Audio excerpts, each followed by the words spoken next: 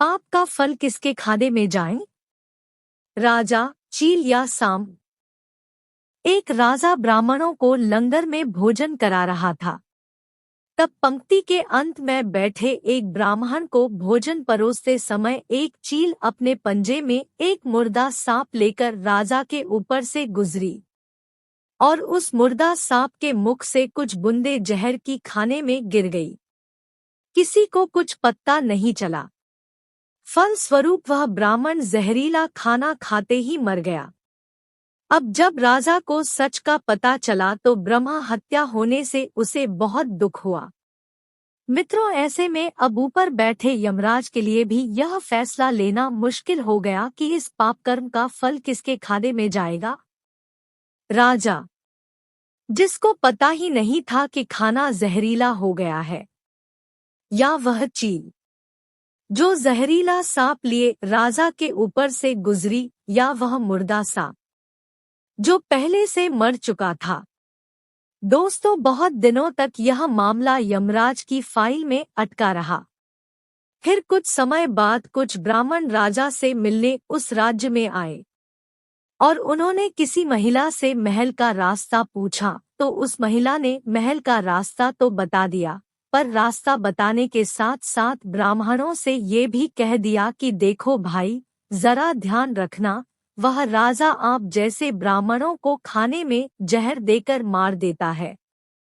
बस मित्रों, जैसे ही उस महिला ने ये शब्द कहे उसी समय यमराज ने फैसला ले लिया कि उस ब्राह्मण की मृत्यु के पाप का फल इस महिला के खाते में जाएगा और इसे उस पाप का फल भुगतना होगा। यमराज के दूतों ने पूछा, प्रभु ऐसा क्यों? जबकि उस ब्राह्मण की हत्या में उस महिला की कोई भूमिका भी नहीं थी। तब यमराज ने कहा कि भाई देखो, जब कोई व्यक्ति पाप करता है तब उसे आनंद मिलता है, पर उस ब्राह्मण की हत्या से न तो राजा को आनंद मिला, न मरे हुए सांप को आनंद मिला और न ही उस चील को आनंद मिला, पर उस पाप कर्म की घटना का बुराई करने के भाव से बखान कर उस महिला को जरूर आनंद मिला। इसलिए राजा के उस अनजाने पाप कर्म का फल अब इस महिला के खाते में जाएगा। बस मित्रों, इसी घटना के तहत आज तक जब भी कोई व्यक्ति जब किसी दूसरे के पाप कर्म का बखान बुरे भाव से बुराई करता है, तब उस व्यक्ति के पापों का हिस्सा उस बुराई करने वाले के खाते में भी डाल दिया जाता है।